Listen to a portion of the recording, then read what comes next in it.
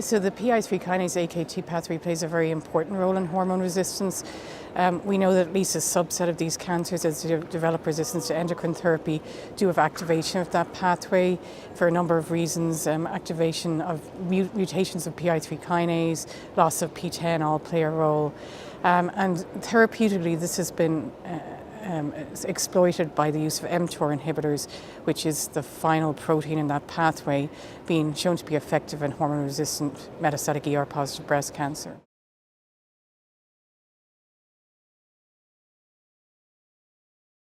Buparlisib is a pan-PI3 kinase inhibitor. It's been looked at in two large randomized trials. The first one was BEL-2, which basically looked at patients who had disease progression and prior endocrine therapy and were randomized between fulvestrant with or without buparlisib. It did meet its primary endpoint, but the difference was fairly modest in the trial. There was also quite a bit of toxicity, and we weren't really able to find a definitive biomarker that basically indicated which patients were benefiting from the drug.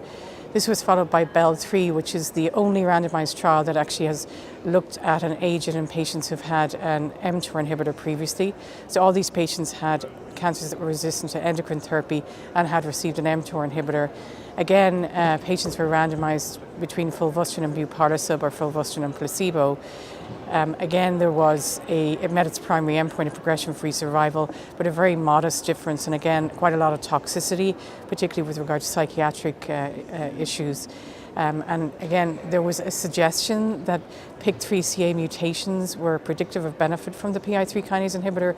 It wasn't absolutely definitive, but I think further development of this drug has kind of been put on hold because of the toxicity and the fairly modest activity that it showed. Well, I think the pan-PI3 kinase inhibitors like buparlisib are kind of restricted by really three things really. Firstly, their efficacy was not as, I think, much as we had hoped. Secondly, the toxicity, particularly with regard to the fact that they get into the central nervous system and can cause anxiety and depression. And actually on BEL-3, there was a number of patients who attempted suicide. So kind of toxicity was an issue with this agent. And then the lack of really a definitive biomarker that really indicates which patients might benefit from this therapy.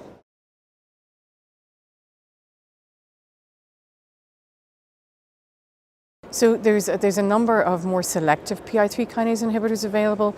There's ones that just are alpha selective, and then there's ones that are beta selective. They're in randomized trials right now in groups of patients that essentially have cancers that are enriched for PIK3CA mutations. We're hoping that because they're more selective, there'll be less toxicity. And hopefully more efficacy as well. So we're waiting results of those trials to see kind of what's going to happen with these drugs going forward.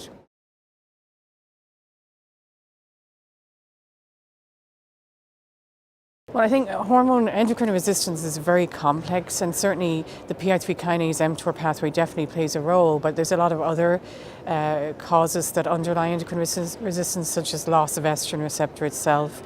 Also mutations of the estrogen receptor have been shown to be resulting in resistance. So I think a better understanding of the molecular pathogenesis that underlies endocrine resistance will yield new targets.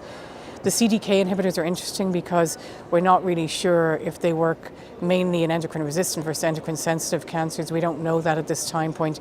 But I think there are a number of different agents that potentially could come out of further preclinical investigation of the mechanisms underlying endocrine resistance.